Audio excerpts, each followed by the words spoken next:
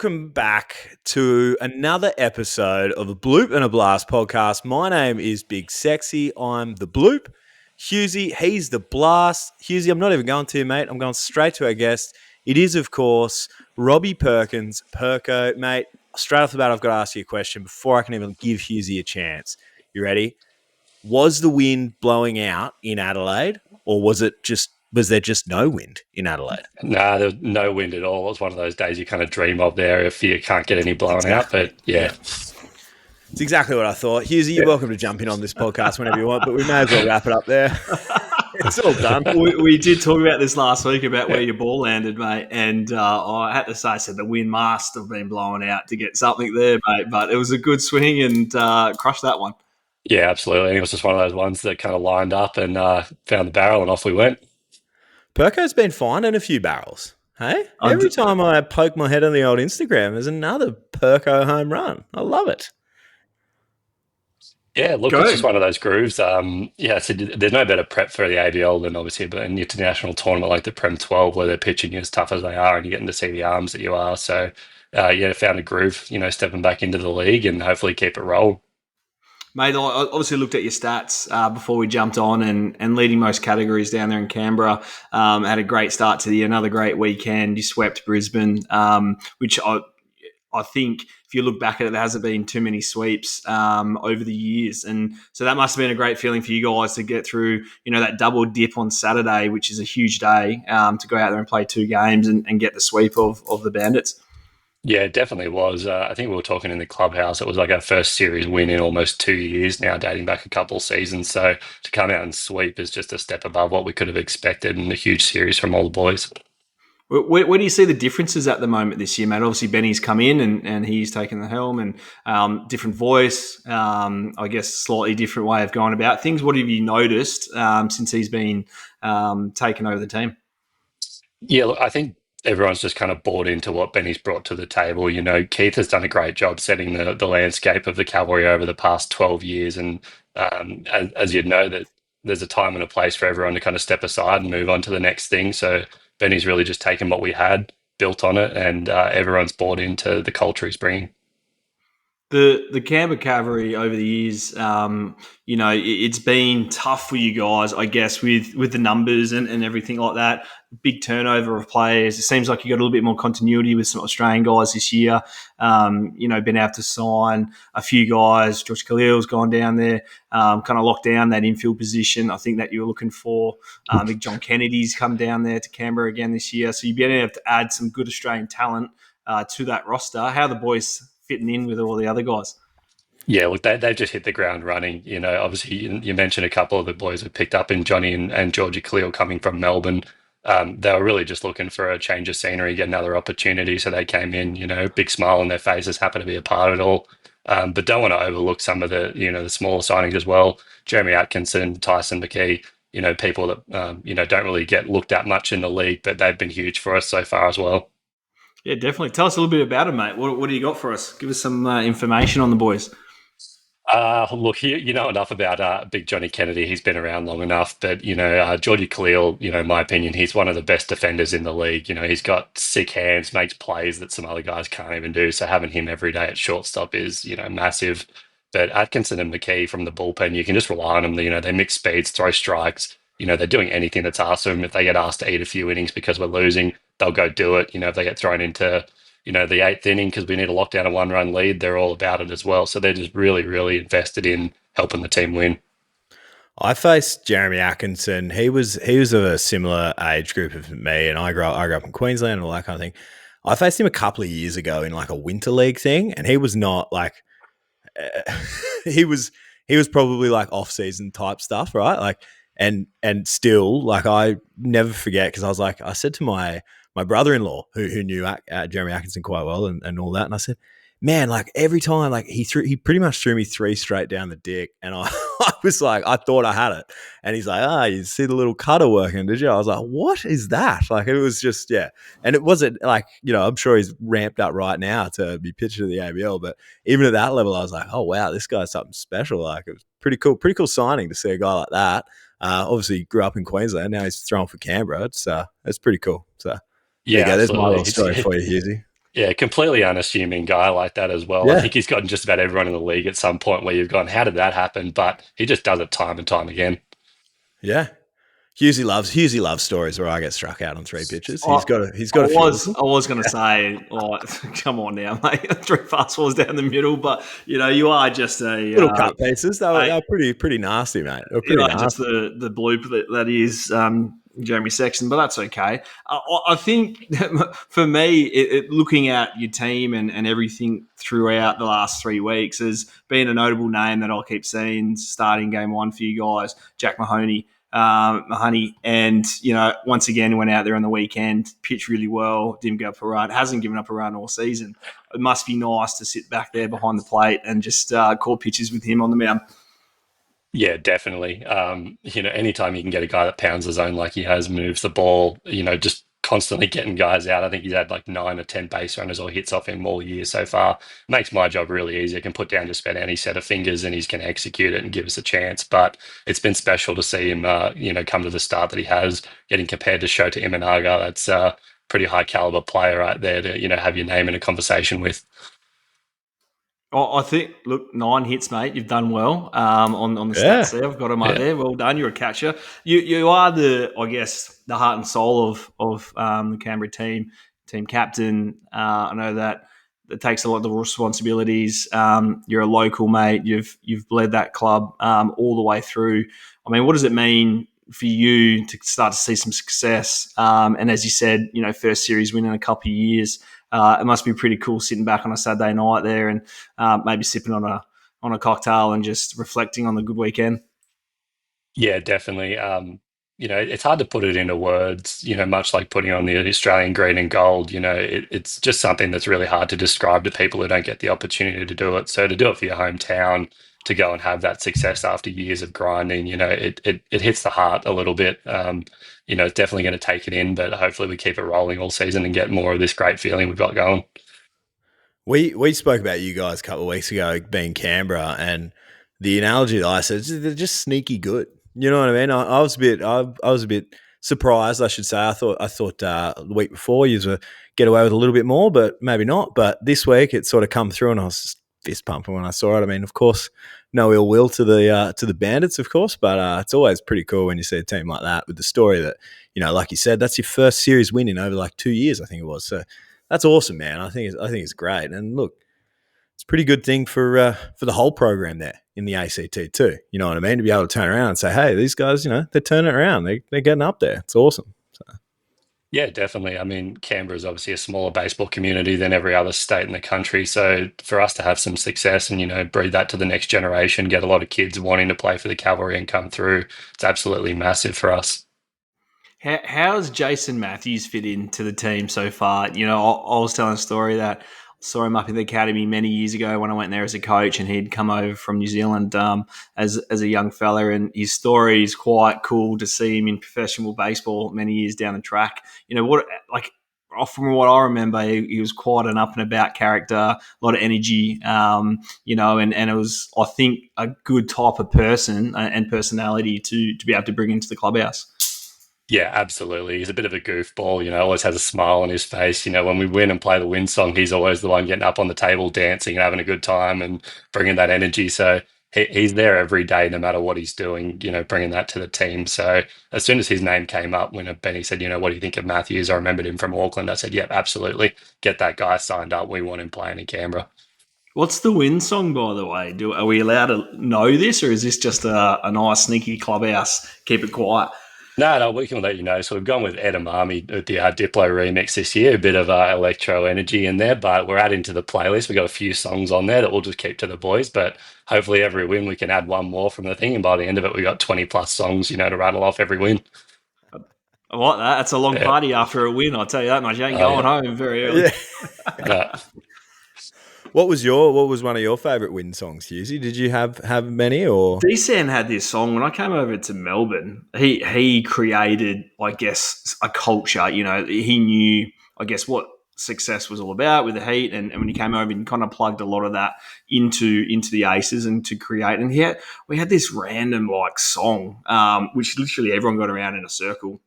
everybody, like coaches, lights are off. They had like a fog machine and like a strobe light. And whoever played well or got, I guess, the player of the game or whoever did well was in the middle of that circle, swaying from side to side. It was pretty cool to see when I first stepped into that clubhouse, So I guess with the Heat, we're just so used to winning all the time. So it was just like another game. We kind of just got on with it. Up. Jeez. So Perko, you don't have to take this kind of trash from him. He throws it on the guests all the time. Like he had a dig at Davo, telling Davo that they couldn't beat the Perth Heat in the championship. So Perko, just give it straight back to him, mate. You can do that. It's more than okay. It's Canberra beat us. Canberra beat us back in the day. I'll remind everyone, Canberra took it to us and beat us in the championship. I'll still remember all the days you were coming to play in Canberra, Hughesy, and complaining about how many imports we had, and we were just feeding you behind the dugout. So we've got you plenty over the years. Yeah, it was fun going into Canberra and just getting absolute shellacked by every fan. I brought on myself, and I'm very aware of this. And I remember when we lost, it was chaos at the field. You guys were celebrating, the fans were banging on top of the dugout, just screaming, smashing their hands, and we're trying to walk across the field to get in, because where the clubhouses are, it's kind of separated from the field, so you got to walk through all the fans. Don't get me wrong, they gave us some abuse, or especially coming in my direction too. But as I said, I brought all of that on myself. I can't remember if you told me that story on air or off air, but I love it. I love how like everyone was just feeding you, and then once you got the opportunity to sit down with the Canberra guys, they actually said, you actually came, changed your tune. You went, yeah, you know what? Okay, fair enough. We won't bring up the import debate anymore, or we won't bring that up. But Perko, I love that you low-key did. Hey, moving forward, mate. Next round, Sydney at home. Am I right? Playing at home against Sydney Blue Sox. I mean, that's it's got to be a pretty exciting time for you guys. Obviously, getting to face off a bit. Also, where does Sydney come from? Everyone's I think that's the thing on everyone's lips at the moment. We're all going, oh, Sydney's on top again. No one really saw them taking on the Melbourne Aces and getting as many wins as they did this weekend. But, I mean, for you guys in your preparation, you got to be looking at this like, okay, we're dealing with something a little bit different here, right? Yeah, absolutely. I think Sydney are a bit the same as Canberra this year. We're a bit unassuming as far as, who we've picked up and what we're doing behind the scenes. And, it's all well and good to go get, superstar players, but it's also about getting the right players. And I think Sydney have done a great job of doing that, and it's showing on the field. So, look, I'm really looking forward to the series. It's been a few years since we've really had that rivalry with Sydney. So hopefully there can be a bit of fire on the field. We've got something to play for, 1 and 2 on the ladder right now. I'd love to see some fireworks going off and have some people raging and getting that energy, after every single game. You are a very humble, nice human being, but I know there is a very competitive streak within you, mate. Would you be the one just to set the tone? First batter comes up and just, drop something to the leadoff hitter, be like, mate, I'm coming for you, watch out, something. Just get it fired up, ready to go. I don't know if I'd be the first one to get that thing going, but one of the boys sure will, I'm sure. And won't be backing down, obviously set the tone for the team and lead the boys of the charge. Could you, sorry, I just want to touch on this. Who would be the most fiery guy in this Canberra Cavalry lineup at the moment? Just to throw it, don't have to throw anyone under the bus. We're not going to say he's going to start the blue. But if there was a bloke that would be, you'd have to say, look, potentially this guy, like, who are we looking at here? Who's probably the fieriest one? Look, I can see Miles Symington having a bit of fire about him. I haven't seen it just yet, but, he's a smaller fella, gets after it in the gym, always has, a bit of that anger in his eyes. So I think if you pushed him a little too far, he could get something going for us. So smaller fella, so he's what, like Hughesy's height, like quite short, or just... Yeah. Or just because, but he's got about 3 times the muscle mass as Hughesy, so right. he can take him down. He's a unit. He's an absolute unit. No. And when you say yoked, are we talking Taylor Jockers there from a few years ago? Your first base guy that was it Taylor Jockers? I'm trying to remember. Are we talking Jockers that yoked? Jockers had the calves on him for sure, but I think Sims got him beat by a fair way. Right. Okay. Yeah. Wow. So, I mean, hey, look, we're not trying to start something here, but hey, we haven't seen a little all in yet, and we're 3 weeks into the season. We're always good for a couple of biffs throughout the ABL season. So, hey, let's just start something. Let's just calm down. Like, short fuse, Luke Hughes. He's coming back out of nowhere. He's trying to start one already. I mean, it is going to be an exciting weekend. Like you said, 1 and 2 plays off in Canberra there. I mean, I selfishly also have to throw some love. You got to look out for a couple of those Lismore boys. There's a Lismore boy on the Sydney Blue Sox roster. My man Tal Tardrew, he signed with them this week and had a pretty good outing against the Melbourne Aces. So just be aware if you see this tall unit with the long ass hair there. He's a Lismore boy, mate. So probably don't go after him, all right, Perko? Just giving you the Iggy, mate. Couple of those Queensland boys will know too. They'll know who he is. Reece Nitt and those guys, they'll know exactly who we're talking about here. No, perfect. I'll send one of our big units after him, Johnny Kennedy and Mahoney. They're 6'10" each, so they can go duke it out on the side. Talking about Reece Nitt, didn't pitch this weekend. Any reason? Is he okay? Is he banged up a little bit, or just wasn't available? Nah, he's absolutely fine. You know, he obviously went into retirement a couple of years ago. He's got a young family brewing now. So, you know, when we were away with the Prem 12, it was one of those things we're looking around for who's a quality Aussie that we can get in for a week. And we reached out and he was more than happy to help us out. But from his perspective, no intention to play the rest of the season. But you never know. If something pops up again, we might give him another call. Made through pretty well. 5 innings, 4 hits. And just looking at the stats, I was like, yeah, nice little pick up there. Yeah, we were joking around a little bit, going, "Are you sure you want to go back into retirement?" Right? And it was just like, yeah, he's pretty content with what he's done in his career, so it's good to see for him. Yeah. Another guy, I wonder if he got the shout out. Did you reach out to Bobby, Justin Erasmus? Did he get a little phone call, or is he done? How many years has he been done for now? Come on, mate. Bobby's the GOAT. I love Bobby. Shout out to Justin Erasmus. He's a man. The GOAT, just throwing it around, are you? No, well, you know, I mean, fuck it. Yeah, he is. He's the GOAT. Absolutely.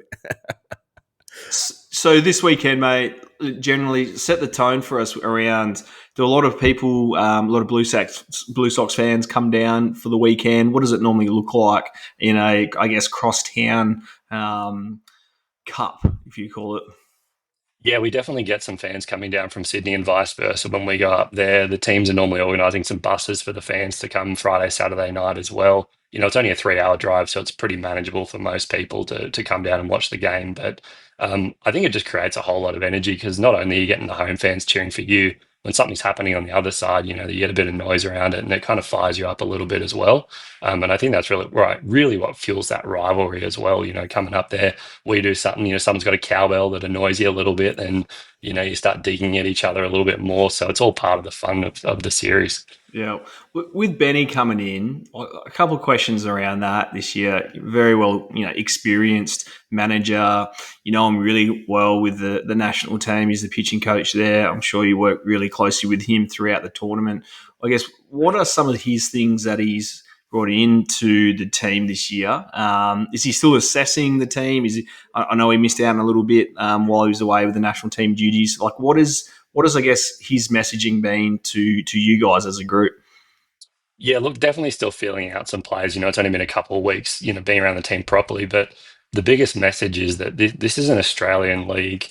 You know, we put our blood, sweat, and tears into this thing. You know, we're going to work 9 to 5 to go to training, to play games on the weekend, to come home to our family and manage all that while trying to play some baseball on the side. You know, it's tough. You know, and the Americans coming in, you know, it's a little bit of a holiday for them. They get to play 4 days a week and then have a few days off, go travel and see the country. But to get people to buy into our way of doing things and understanding what we give up to keep this league afloat and to keep playing, that's been the biggest message. And with the guys we've brought in, they're all about it. You know, they're about our culture as well. That's awesome. Are you having? Have you been able to take the boys out a little bit and get to know the imports, mate, and show them around a little bit? Yeah, absolutely. You know, not just the off-field antics with that stuff, but taking them around Canberra and around the cities. You know, to go to the zoo here, to go to the War Memorial, things that mean something to the country, not just, you know, the state or the city that we're in.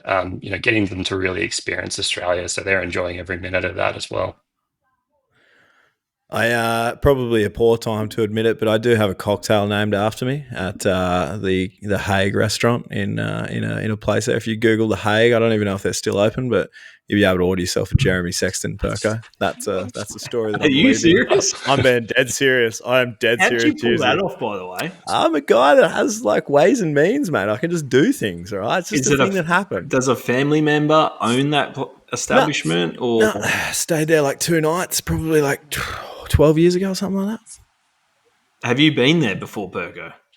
I have not. I have vaguely heard of it, but I couldn't tell you much about it. And honestly, I thought when you said you had a cocktail named after you, were going to say at Moosehead's, the old Canberra establishment. Have been to Moosey's, I yeah. think Watch you your have mate to. fall down all the steps at Moosey's from the top, like from that, level 2 and 3. Yeah. If you're an ABL player and haven't been to Mooseheads while being in Canberra, there is honestly something wrong with you. That place, some issues. That is an establishment if I've ever heard one. I gave the Arca Bar a good shout out last weekend or last pod about what that brings to every ABL player. I think we all enjoy going to South Australia and going to Arca Bar and stuff, but Mooseheads is right there with it.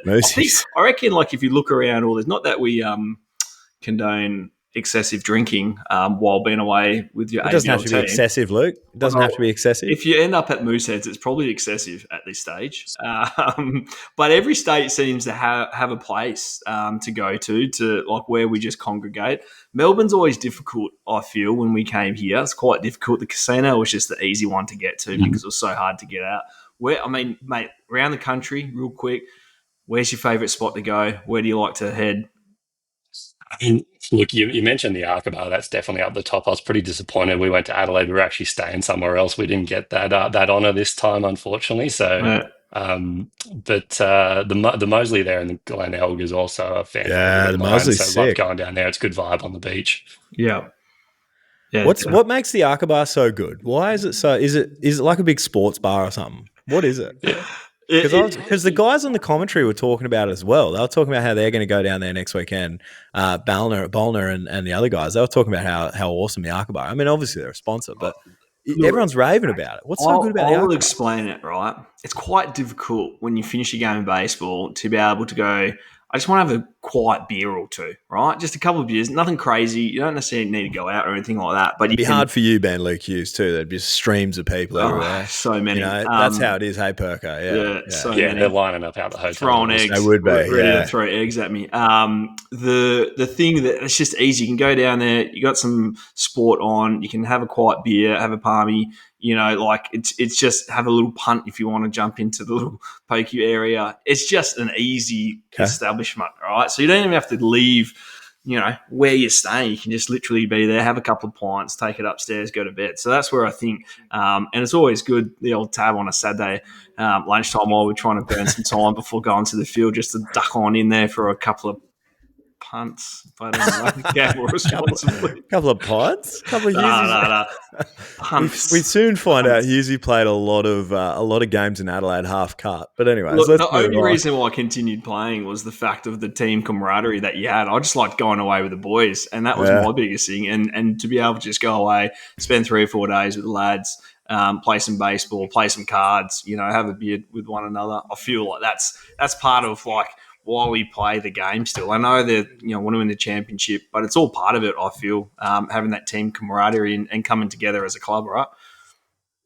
Yeah, you hit the nail on the head there. I think that is what makes the Arca Bar so special, is that it's right there. It's so easy to get the boys together to all have a quiet beer, before you go to bed, rather than everyone splitting their ways, going into town, finding 6 different clubs that they want to go to, and is there 6 clubs in Adelaide? Is there 6? No, I'm joking. I know there is.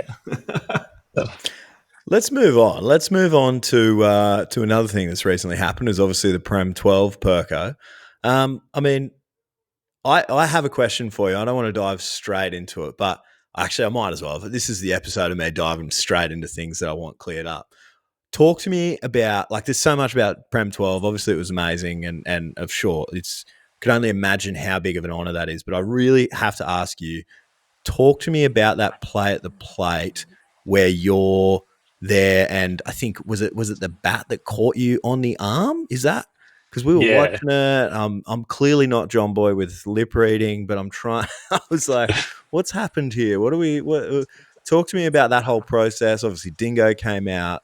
From memory, I think he was a little bit worked up. Give us a quick shakedown of what happened there. Yeah, so obviously the runner stole, and in the course of throwing down to second, the follow-through's hit his bat that he's dropped, so it should have been an interference call, and that would have got us out of the inning. That obviously went on to give them their first run, but it took them forever to figure out what was going on. I had to kind of go up to the bat and show the umpire, my hands hit the bat, and he didn't really know what's going on still. So when they finally got together, they were talking about a different interference, and one of the umpires spoke pretty decent English, and I explained to him, no, when I've thrown on the follow through, my hands hit his bat as he's dropped it, and he kind of went, "Oh, okay, yeah, no, we can't review that." And that's kind of where Dingo got a little bit animated with it, sitting there going, "What, we can't review it, this and that, and blah blah." And I had a decent cut on my hand from the knob of the bat there as well, so it was pretty obvious that it happened. But it's one of those things that if they can't review it in the heat of the moment, you're going to be upset with it. But it is what it is. It's so interesting when politely showed your hand. There was not that much emotion going on with you at that time. Jokes, you were quite animated and really quite look at my hand. And I was misremembering this. I was sitting there watching. I was like, man, that's probably as I'm going to stuff animated that I've ever seen you. And I feel like throughout these tournaments, it is quite difficult with the language barrier that you have with all umpires from all over the world. How do you go with that interaction, especially being the catcher throughout a game? Like, how does that go for you?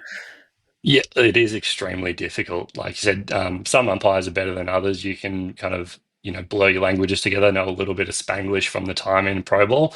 But some of the guys just flat out, you've got no communication method with them at all. And it makes it really difficult because you don't have that opportunity to talk with them, work with them on potentially a missed strike call or something like that. Or even just to be able to, calm someone down. Sometimes you just got to wear the fact that they made some, pretty terrible calls out there, and there's no way you're going to get around that. Mate, obviously you've been on that team for a while now. You're 30. You've got, was it 2 years to the WBC? Bit coming up, obviously the 2028 Olympics, 2032 Olympics. There's more Prem 12s in there. Like, where do you, one, see yourself and also see the team developing over the next, call it, 4 to 6 years? Yeah, look, personally, I still feel fit and healthy. Want to keep going as long as my body will let me. It's really easy to know that you got a guy like Alex Hall coming in behind me. That when it's time for me to move on, he'll take the reins, no trouble at all. But my plan is to play until I can't anymore. I think everyone knows when that time comes when everything starts aching that little bit more when you just can't quite perform. So that's where I'm at personally. But for the team, I think we could probably expect a bit of change coming in the next 3 to 4 years. The group that we've had since 2019 and the last WBC, we're getting a little bit older, so no doubt some of the boys' priorities will start to shift, or we'll see some of those young guys coming through. Solomon Maguire obviously had himself a pretty memorable debut, hitting a home run in his first at-bat, but he's 21, 22 years old. He's going to be a staple of this team for years to come, and hopefully locking down right field, center field, left field, wherever it is, come the next WBC. So I want to see a lot more of those young boys starting to come through and really make a name for themselves as well. TK ain't going anywhere. He said he's playing till 2032. So he's going to be locking it in. It is an interesting time for the team. I look at it and go, all right, when do you blood it and just go young, I guess you can say, knowing what's coming up, because it does, like, the next 8 years is kind of huge with 2 Olympics, a couple of Prem 12s in there, a couple of WBCs. It's probably one of those times where for Australian baseball, and I know they've announced some funding, I think it was yesterday, through the Olympic Committee and stuff like that, which is great for Australian baseball, and really hoping that we can kind of, I guess, channel that and have some success. Slightly disappointed with the way everything kind of shook down over there. Yeah, definitely. We always want to go there and perform to our best and compete, make it through to the super round, give the gold medal a chance, which we didn't really do. It's always going to be tough when we go into those tournaments in November. All the other teams are coming off professional seasons. They're locked in. Hitters are just getting a timing for us. Pitchers maybe don't quite have the finesse that they'd have in the middle of a season. So definitely mixed results we had out there on the field, and, plenty of learning to do to move into the next one.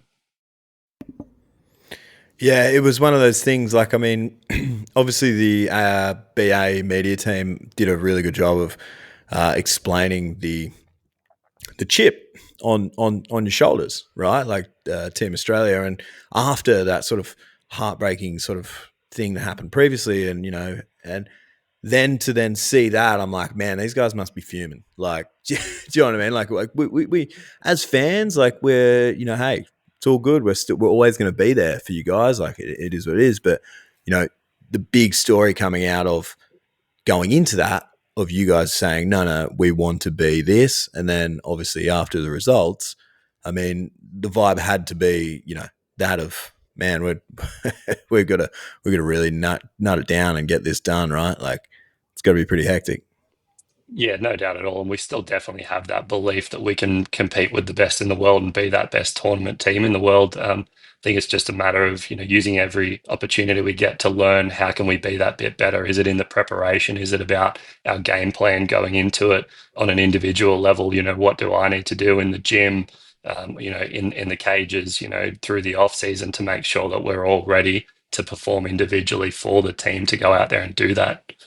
I see a November tournament. It's always the same. Doesn't matter what tournament it is. You said it before. I've said it before. It is so difficult to go into a November tournament lacking at bats, lacking innings in your arm. Unfortunately, at that time, you don't necessarily have your pro arms available for that. You've got a lot of guys that, have been throwing bullpens, probably throwing a bit of club ball, haven't got any ABL innings. Guys that have some club ball at bats. It is very difficult to do that and to turn up not one notch, but 5-6 notches to face 95 with a split. It's always difficult to be able to do that. I guess I always look at March tournaments as different. There's no excuses when we have the WBC tournament because we've had a full ABL season and you're primed, ready to go. You might be coming from spring training. So I always look at that tournament as a slightly different one to the tournaments that happen in November. I guess Olympics in 2032, mate, that ain't that far away from you. It's only 8 years, 38 at the time. TK is 38 now. Is that a goal, a goal inside of you that's kind of like maybe you keep a little bit close to your chest, a bit of a secret, but, when it's all said and done, it'd be nice to be able to play in the Olympics in 2032? Yeah, look, absolutely. If my body will allow me to play that long and obviously personal circumstances, then, going to the Olympics is obviously every little kid's dream. That's what we watch every 4 years, regardless if it's baseball or the 100-meter sprint.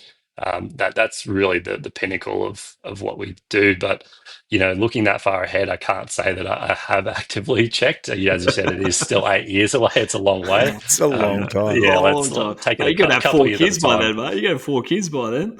Mate, who knows what'll be going on in 2032? Yeah. Mate, so back to the ABL real quick, and before I guess we kind of let you go, mate. Exciting to see the Canberra playing well. Huge sweep of Brisbane last weekend. Have you guys set some internal goals, or is it more week to week? Let's win a series and see where we end up at the end of the year. Look, our internal goal is to win the whole thing. I think that's the same as every team when you're putting it together on paper. It's a 10-week season. As far as I'm concerned, everything's pretty even across the board as far as rosters and everyone's opportunity to go. So we have that belief that's the end goal. Anything short of that, I wouldn't necessarily call it a failure, but we're definitely going to be left a bit disappointed if we don't bring it home. Making the playoffs, I mean, that's huge. You just, get to the playoffs, anything can happen. Changes to a 3-game set, everything kind of shifts around. It's good to see Canberra playing good baseball, mate, and especially yourself, leading the team in most offensive categories. It's, great to see you have rolled in that, good form from being away in the, national team. I guess in my last question for you, as team captain, what type of leadership do you kind of, bring, or what type of, are you boisterous amongst the team? Is it kind of like, this is how I go about it? Like what are some of the things that you like to kind of do or bring to the clubhouse? Look, for me, it's a leading by example thing. I'd never ask any one of the boys to do something that I'm not willing to go and do myself. So, if I'm going to be the one to tell everyone, like, hey, let's pick it up a notch, let's go run the bases hard, let's do these things. I'll be the first one to step up and say, right, I'll set the tone for you all and show you what level we need to go at if we're going to keep doing this thing. It's really not my style to go out and be the rah-rah kind of guy in front of everyone and give the emotional speech or anything like that. But if it's required, then I have stepped up in the past to do that. But I don't think that's going to be a thing. We've got a great group of guys that all kind of go about their business the right way this year. Perko gives me that Undertaker type vibe, Hughesy. Just the quiet, just big dude, just like, yeah, quiet little nod, like, yeah, we're good here. Or if you're in trouble, man, you're in big trouble with Perko. I like it. Also, we've been giving you mad shout outs on the story, bro. Big pop Perko. I like that. That might catch on amongst the boys, just so you know. Every time you hit a dinger, I put it up. We'll or a power perko with a little flexing arm. That's our guy right there. So, mate, we're big pop perko. big pop perko. Yeah, he's got some pop, man. Look yeah, at this hey, guy. Hey, we already know that the wind wasn't blowing out Hughesy, so I was One right. question I have for you: every home run I've ever seen you hit against us or like for the national team, have you ever pulled a ball down left field line for a home run? Because every time I see you hitting it to the biggest part of the ballpark, which is like dead center or to opposite field. I think once in my life, Hamburger missed one about a foot inside, and I accidentally scraped one over the left field wall. But no, I generally just stay to the big part of the park, and when they happen, they happen. So never really think about it. I don't consider myself a power guy like yourself, Hughesy, but when they come, they come. Mate, one home run every series gets you 10. All right, that was my goal. Just one a series gets you 10, and 10 home runs in a season is pretty good in this league, mate. And you got 3 in 3 weeks, so mate, you're right there on pace. And no, you're playing really well, mate. Leading the team from the front, it's great to see. Really excited to see you guys, and I'm really excited to see some of these young guys continue to grow and develop, under you guys. And I think George Khalil is such an interesting, character and an interesting player and a great player for you guys. I hope you guys have locked him up for many years because one less position at shortstop you have to worry about. It's fantastic. And being able to have Jason Matthews, another guy there that I really hope you guys can lock down for a long period of time too. And all of a sudden you kind of got that core group of offensive players that you've been looking for to essentially solidify that lineup and being able to bring in a few pieces along the way to supplement those guys, mate. It's a good foundation and definitely a foundation I hope you guys get to keep for many years, mate. Really happy to see the success that you guys have had early, mate, and good luck against Sydney this weekend. I really appreciate you having me on the show. It's been great to keep up with it, and you guys promoting the Australian League is awesome to see. So please keep up the good work, and yeah, thanks again for having me. No worries, Perko. Thanks so much, mate. We appreciate you. Cheers, boys. And there we go, back from our little chat with Perko. Huge thanks to Robbie Perkins for coming on the pod and having a chat to us two idiots. Well, I shouldn't say that. Just me. Look, let's dive straight into the recap of round 3. Hughesy's the man with all the stats, but let's start with Canberra. As we discussed, a little sweep there for the Cavalry against the Brisbane Bandits. Game 1 here, 6-0. Jack Mahoney, just as we discussed, just gets up, just shoves, just pretty simple. Good chat. Perko's just a wholesome, nice guy. Very unassuming. He's the team captain of that team, as you said. He's a quieter guy, but leads by example. So it's great to have him on the pod. The big thing that I've seen, Jack Mahoney, he's been the guy to set the series up for them. He goes out there again, dominates, hasn't given up a run all season. Hopefully I haven't put the Mickey on him for next week. But, again, 7 innings, 4 hits, punched out 8. That's the difference in the game that set him up for the whole weekend within that. So not many hits out of the Brisbane Bandits team. Dermot Fritsch, moved up into the 2-hole, got a couple of knocks there, but few and far between for them. So it's the way you want to set up your weekend by having that ace on the mound. And it was good to see them go out there and win game 1. And, of course, that rolls over into game 2. The Bats were hot, 12-3 over the Bandits. Takuto Takata, you're welcome. I got you on that one, Well man. done. I got you. Well done, that was mate. really crisp too. Takuto Takata comes out with a little win there. Another huge win for the Cavs. And then, of course, there's a little bit of rain on Saturday. Rolled over to a doubleheader on Sunday. Cavs picked up 4-2 in the first game, and then you wouldn't believe it, 3-2 in the second. So the boys got away with a little sweep there. I mean, mate, big sweep. Anytime, and as Perko said, that they hadn't won a series there for a couple of years, and to be able to go and play Brisbane, sweep them, that kind of one sweep that helps you out so much throughout the season. You always want to get a series win, but to be able to sweep sets them up going into playing against Sydney next week. So no, the Bats definitely were swinging it. 14 hits game 2, out hit him again game 3, and out hit him again in game 4. So definitely good to see the Canberra team playing good baseball. Benny's got those boys up and about and doing really well. So excited to see where they take him. Little shout out. We haven't spoken about him, but Matt Beattie down there as well, pitching with some intensity. And it's good to see, a guy like that get an opportunity down there and be pitching well too. So Australian boys are up and about, doing well, carrying that team, I think, and looking forward to seeing what they can do against Sydney, which we'll talk about in a little bit. Yeah, we're going to talk about that for sure in the preview. Just covering off the tips or the series picks, I'm going to make a judgment call here. No points awarded. I had 2-2 split. You had 3-1. I know we argued that 3-1 was close, but sorry, champ. I don't think that's fair. Am I drunk with power a little bit? A little bit. I think I need to kind of get some of that power back. But no, I get it. I thought Canberra had a better team going into that weekend, and I think Brisbane find themselves in a pretty tough position at the moment, battling through it. So we'll see what happens. But I guess I was closer to the correct. You were. No, you definitely were. Is that so? Are we working these rules out real quick while we're going? Are we going exactors, or are we saying you get a point because you got closer to the pin than I did?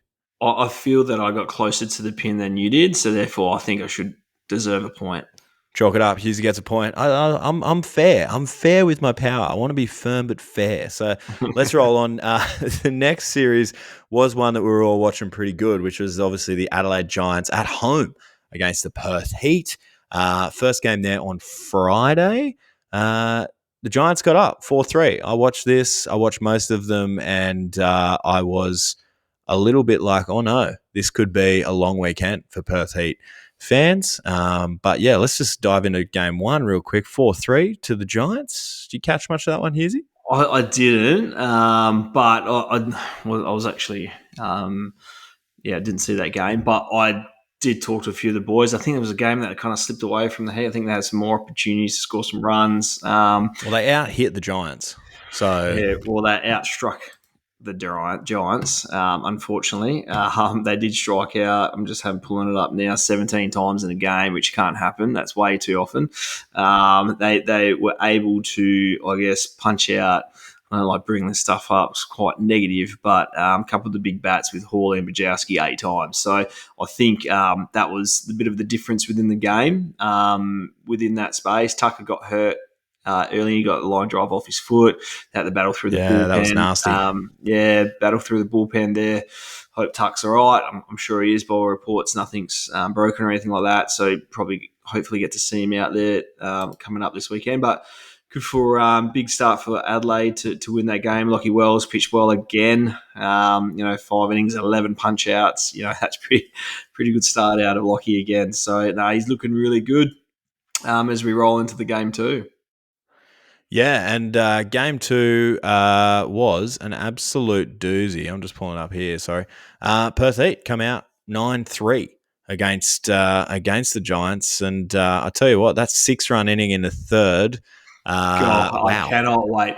I cannot wait till this next week. And I won't give too much away, but really looking forward to a post that you'll probably do at some stage this week. It's probably by the time people listen to this, it's probably already out. I have a breakdown now. I'm gonna do it as we're recording now. I'm gonna do it right after this. Do my little piece to it. But I tell you what, there's too much. There's too much going on in that inning, what mate. What do we have? 2 home runs, two ejections, 2 bunts, 2 bunts, 2 home runs, 2 ejections. So 2 bunts. A grand slam, guy gets on. I don't know if you've heard of him. I think his name's Tim Kennelly. And then another guy comes up, Alex Hall, who I've said, is he better from the left side? No, it turns out you were right. He's got heaps more pop from the right side. Puts the ball over the hill, they reckon. Yeah. Debates on whether it was fair or foul. Tank gets done, and then a couple of at-bats later, J-Mac gets dumped from that too. Wonder what J-Mac had to say from right field. I'm interested.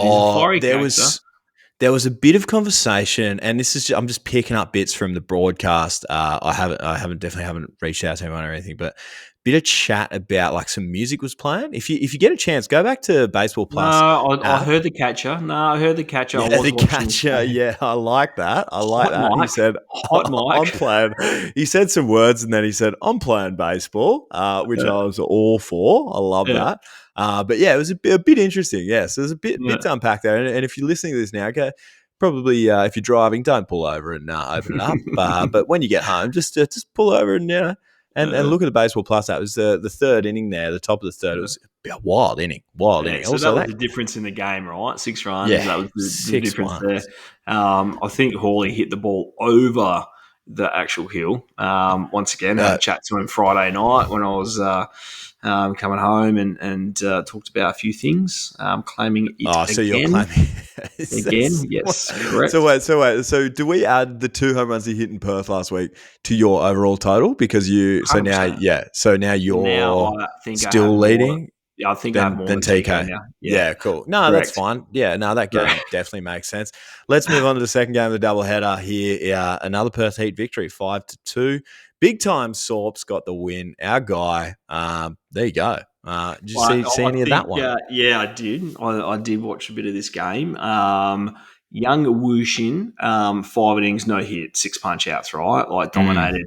Came out with a no, rolled the ball until big time dubs. Had a good, nice, clean first inning, and then had good first clean 2 outs, and then gave up back-to-back home runs. Nice little 3-1 middle-end heater to who was it? I'm just going to pull it up, Liam Spence. And then, Ricks and Wingrove came out very next pitch, went oppo. So the boys in Adelaide dugout were up and about. That was a good game. Young Woo Shin just left after in a no-hitter, just FYI. He's an innings limit. I know, but come on, let him roll. Who cares about your innings limit? It's clearly doing well. Yeah, no. So it was, a very well pitched ball game from both sides. We got a quality outing there from Makioto Kawamoto. You pronouncing things is my new favorite thing. Makoto Kawamoto. He gets 11 punchies in 7 innings. Yeah, he looked really good too. There's a lot of punch outs in this series by the looks of things. So it was, even the game, even that the one with the game prior to this, it's just like wow, yeah. And you just like think to yourself, hang on, am I watching this game? Like, yeah, you just don't realize when you hear the stats. Oh, geez. And quick shout out to the GOAT, Tim Canelli. Finally, week 3 hits a home run. Only took him 3 weeks to hit one, but I'm joking.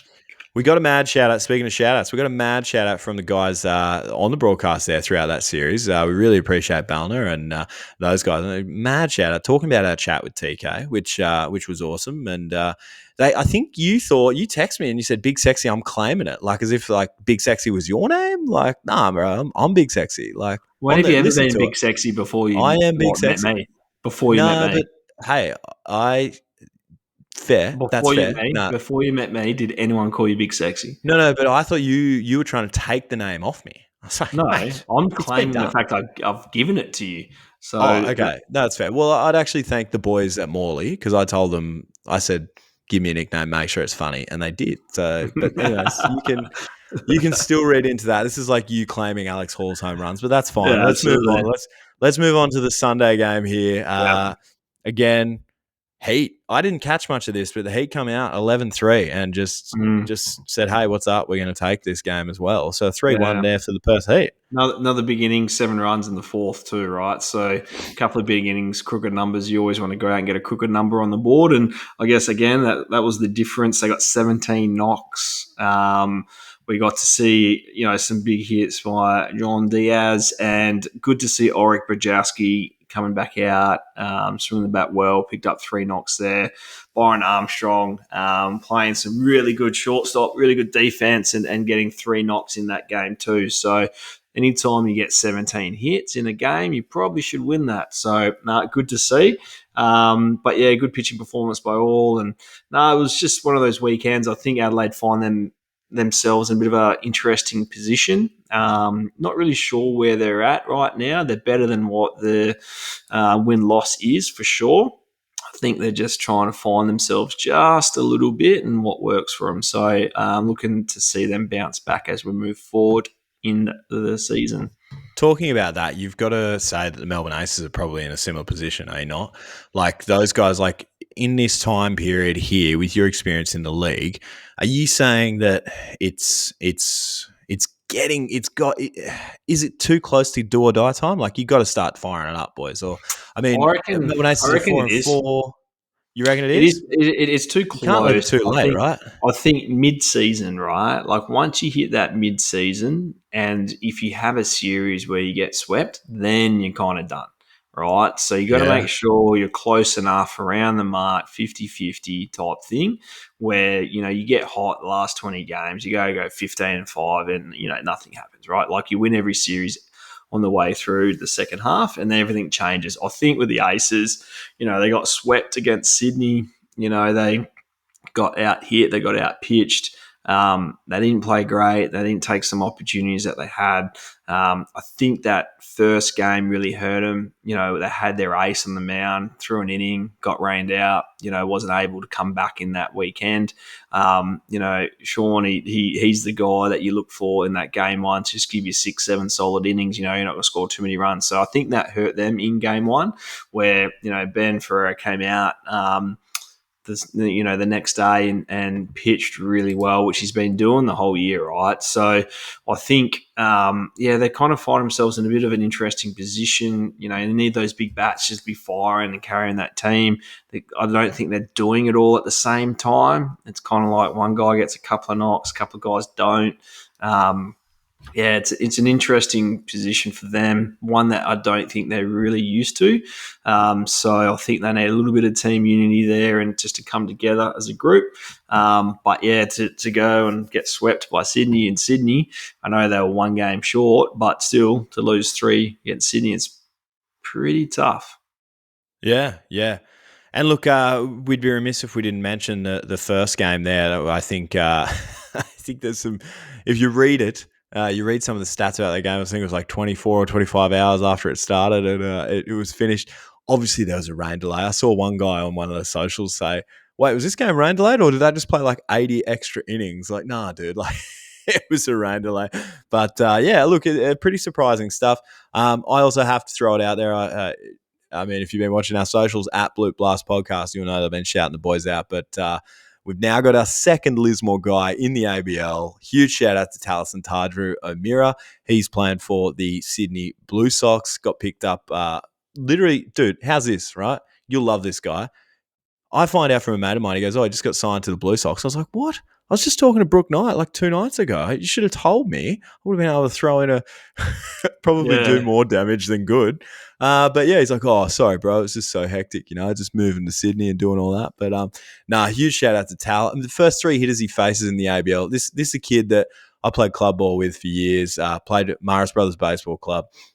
He went away to college. We're all proud of him. Comes back, had to have Tommy John. COVID shuts it down. And then, 26, you're thinking, hey, what opportunities am I going to get? Gets an opportunity here with the Sydney Blue Sox. First 3 hitters he faces, like Greg Bird. I don't know if you've heard of him. Who else was in the middle of that lineup? I should pull it up right now and tell you. Greg Bird. And then the last guy was obviously the Rizzler. Yeah, he faces the Rizzler. Yeah. Sorry, it was Glenn Denning, who just happened to be, I don't know if you've heard of him, also the Aussie shortstop there. Greg Bird, ex-big legger. And of course, my favourite guy, the Rizzler, Arturo Dizzler. And then Tal just goes up 3 up, 3 down, mate. Proudest puncher, my dude, right there. So that was really awesome to see. I do have to say, watching your socials and seeing your fanboy moment was really quite special to see that and the love that you shared with him.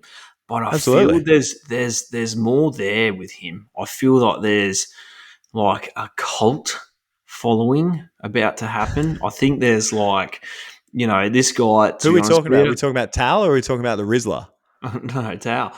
I think with him, there's something. There's like a sneaky pickup there. I think there's more to it. I'm looking forward to watching him, but he's a sneaky guy I haven't heard much about, and it's great to see a guy like that, go handle some adversity. Good mate of yours, and yeah, it's cool to see, mate. I think there's more in there. I think there's some I think he's got a bit of a character by looking at him and watching him pitch too. So hopefully he can razz up that team a little bit. I'll tell you some stories off air. Perfect. So that was awesome. Really good to see. And yeah, look, hey, Melbourne Can't get it done in Sydney. Obviously, look, there's some things going on. You're traveling there. It's wet weather. I get it, but a team like Melbourne, I was really shocked to see that. So hey, let's move on to round.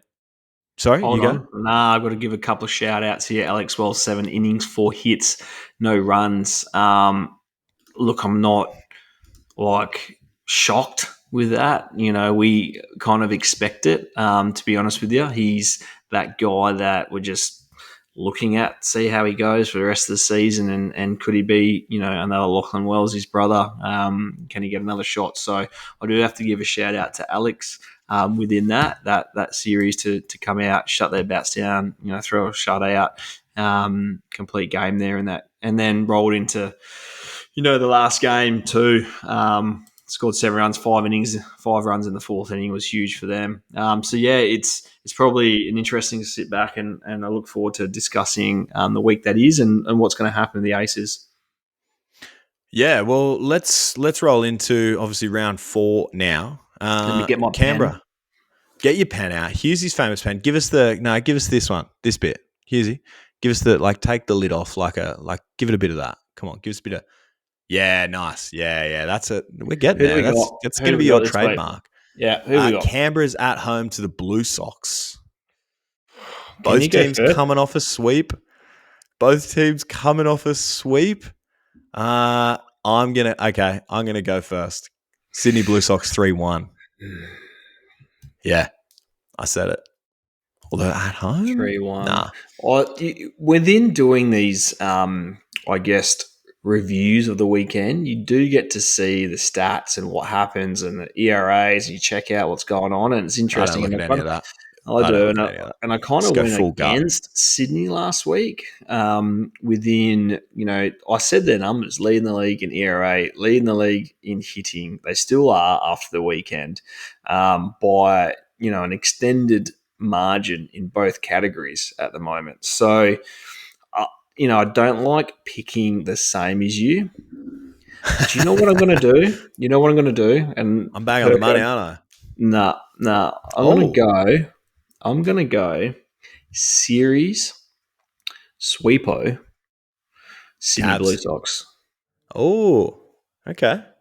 You really want that extra point. So what happened? Okay. Yeah, right. Whatever.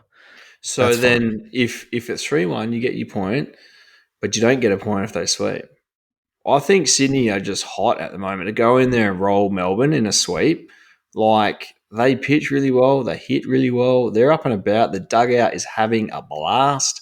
Seeing them, seeing them, celebrate all the little things. Yep, okay. I'm going series. So I go 3-1. You go 4-0 to the Blue Sox. Cool. Yeah. Perth are away again this weekend, which sucks for me being in Perth, but that's okay. At Melbourne Aces, Hughesy, you should go and watch a game. Go and relax. Go and get yourself on a broadcast. I should. By the time this comes out, by the time this comes out, which you can't post, I'm surprising my dad for his 70th birthday back in Perth. He does not know I'm coming home. That's right. Coming home for it this weekend. So I'll be back in Perth while all my mates are in Melbourne playing. Yeah, literally. The 2 teams you played for are in Melbourne, where you actually you did. Yeah, I knew you were coming to Perth, right? And that's funny. I was thinking about that. I was like, nah, wait, it's not. That doesn't work out. I was talking to Woz today. Was like, because Woz works for Paywise, same business as what I work, and where I work, he's like, mate, I'll be in the office on Thursday. I said, mate, I'll be on the golf course with my dad on Thursday in Perth, and he was like, shit. So look, it's one of those things. Unfortunately, I get to catch up with the lads this weekend, but we move on from that. Perth v Melbourne. Do you go first again? Can you go first again? Okay. I thought we were going bit for Bob, but that's okay. I'll go first again. Need a couple of seconds to think about it, just real quick. Yeah, it's hard because I think a team like Melbourne is too good to just take it, get swept and then just not come back from that. Do you know what I mean? But also Perth seems to have found the sticks a little bit on the road. Another weekend on the road. Part of me wants to say a 2-2 split, but I've also been betting against the Perth Heat, and that hasn't been great. So I'm going to say, and I'm going to go again, 2-2 split. I was going to go 3-1 ace, 3-1 Perth Heat, but 2-2 split. I got nothing. God, it's such a It's a man, hard one. It's a hard series. Melbourne need to bounce back. Melbourne at home, though, it's, wouldn't be surprised Melbourne comes out red hot. What are you going to say? Give me something. Give me something, Hughesy. Come on. 3-1 Perth Heat. Yeah, nice. And let's move on. 3-1 Perth Heat for Hughesy. 2-2 split. It's a ballerina. 2-2. Adelaide Giants are travelling all the way up to Brisbane. What are you thinking? What you thinking? You can go first on this one. God, I'm ruthless tonight with my and I normally don't do this. No, I'll go. I'm ruthless with this. But I do feel there's some issues there with Brisbane that they need to work through. I know that Adelaide aren't too far away from it. I think you take those two big innings out of those games and it's a lot closer.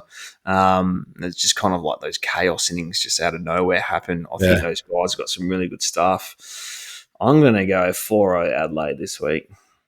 4-0, yeah. I was going to go 3-1 to Adelaide. Okay.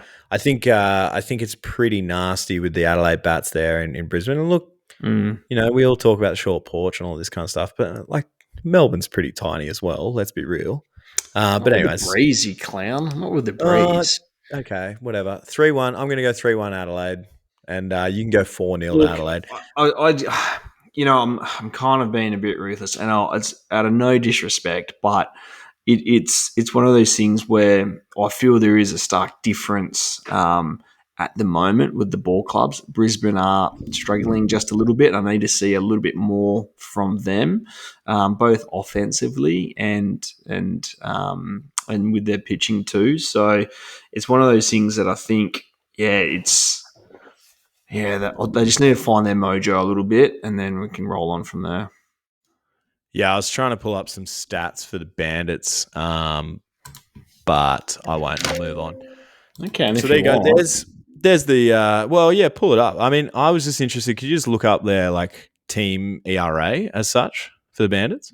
Because I think, look, I haven't watched, and I'm no baseball aficionado. I just have a podcast, but it's, I don't know. I feel like maybe that's it because it seems like the bats are there-ish, but you tell me. Just think you dive into it. Tell me what you think. Runs. Let me have a quick look. That's what I'm reckoning. It seems like they are. What's your big thing? What's your hot, sexy takes or whatever you call it this week? What do you call hot, sexy takes? Yeah, I had a couple of things. I had one thing. It was predominantly a question that I had to ask you. Oh, dude, there was so much this weekend. I was embroiled in club ball as well as watching that wild, wacky inning. Did you see? Did you see a ball get awarded for a pitcher going to his mouth in the Adelaide game? I knew straight away what that was all about. I saw it. Righto. Like, 100%, man. It was like, and I know the comms boys missed it there a little bit, but knew straight away that it was a ball. You normally don't see it called. It's like a warning first, and it's one of those things, one of those kind of rules, like whatever. He licked his fingers on the rubber instead of licking his fingers 1 inch off the rubber. It's kind of like, whatever, dude. Like, who cares? Normally they just get a warning, you move on from it. It doesn't add to anything. So I think it's one of those things. Have you ever known of guys using sticky stuff like pitching in their glove? And I think they need it, to be honest, right? Like there's a stark difference in listening to Moilo talk about it extensively. When they're throwing as hard as they are and losing, I guess, control by now not having the ability to use something, mate. Every pitcher uses some form of sticky stuff. If it's sun cream, I won't mention the player. Played many years with this guy. Sun cream, rosin, mate. Yeah. He was like all over it. That was his thing, and this guy is like the nicest guy on the planet too. But he was just it was his thing. He needed sun cream and rosin. Other guys, sticky stuff on the hat, sticky stuff on the glove, all that stuff, mate. They all use it, and now they can't. So there's definitely going to be some control issues there. I've got no problem with it. Who cares? Okay. I feel like Hughesy in the batter's box has a problem with it, but you're just being really cool about it. Would you I feel like rather? No, but would you rather them have a bit of control, or would you rather them not have control at 98? I think I know the answer to that. I would rather not face 98, to be honest with you. Yeah. The other, the other thing I had for you was: have you ever heard of the perfect sit? Do you know what a perfect sit is? No, enlighten me, oh great one. So it's just a thing that I've heard about, and I'd never heard about it prior to this. Some kids were telling me at club all the other day that there's a thing called the perfect sit, where if you're sitting, so for instance, like Resi's guys sitting in state league, you go for a Sit the whole perfect game. sit. You sit in the same position the whole game, and you don't get. I Brutal. knew you'd hate it. I knew you'd hate it. I had to Do you ask know what you. I'd do if I was a coach? You know what I'd do? You broke up a couple of perfect sits, is what I found out. Is all I'm saying. See you never, mate. Don't come back. Yeah, I know you. I knew you were going to hate it. I actually was supposed to tell you about it 2 weeks ago, but I got distracted with all the Hold Brook on, Knight is stuff. this happening at Morley? No, not anymore, mate. No, God no. But it definitely happened in your reign. So there you go. Really? You broke up a couple. No. Did it really? You broke up. No, you broke.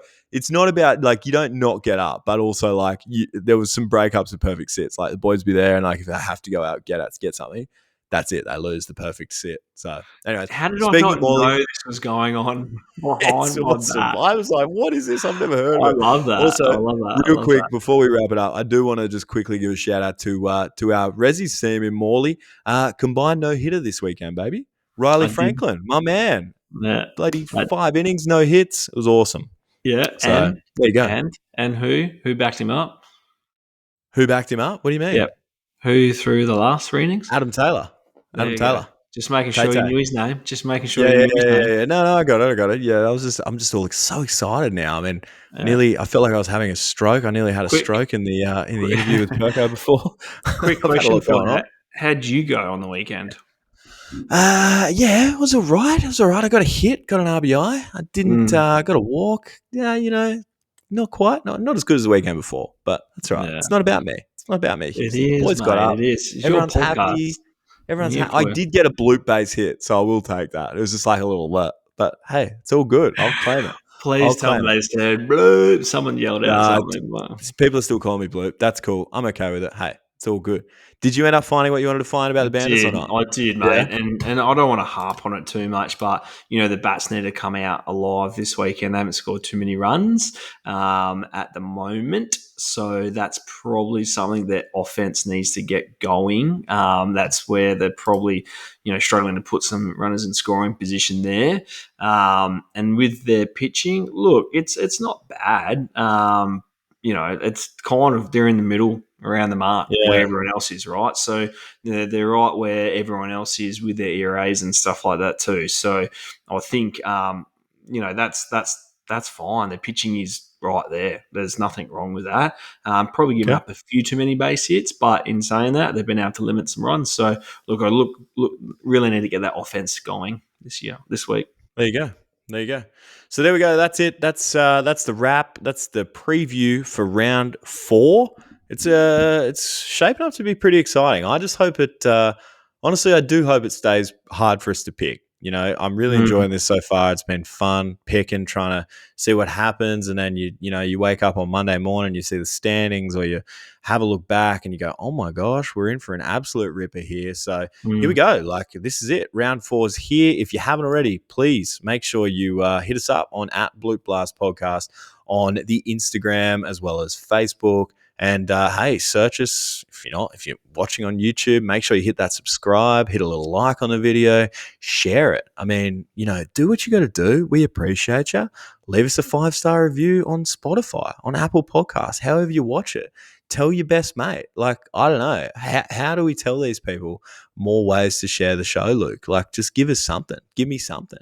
If you, I actually said on our Instagram as well to people, I said, if you pick correctly, like if you pick a perfect round, we'll give you a shout out on the podcast. I was going to say, do we need to do like a giveaway or something? Do we need to do a giveaway? What game worn merch of yours could we give away? Because no one wants like a game worn Big Sexy jersey. I don't think let's come up with something and we'll give away something this week.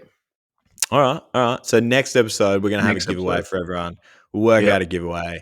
And Yep. I'll leave that department to you because I'm busy Mm. doing stupid breakdowns and things like that. Is Yep. that okay? Yeah, 100%. I'm just bringing the talent to the podcast. You're doing all of the research, all the booking, and now all the giveaways and promotions. Love that. That works out perfectly. My last thing, I cannot wait for this week's. Have you got a name for your segment yet? Big Sexy Breakdowns. Yeah. Big Sexy Break. I can't wait for this week's Big Sexy Breakdown. Looking forward to that one. There's a few. There's some crackers, and by now they should be out if that means I've been doing my work. So, look, thank you so much for listening. We appreciate you guys so much. Hey, share it around. And look, let's go. It's round 4. It's right here. Here we go. Going back. This ball's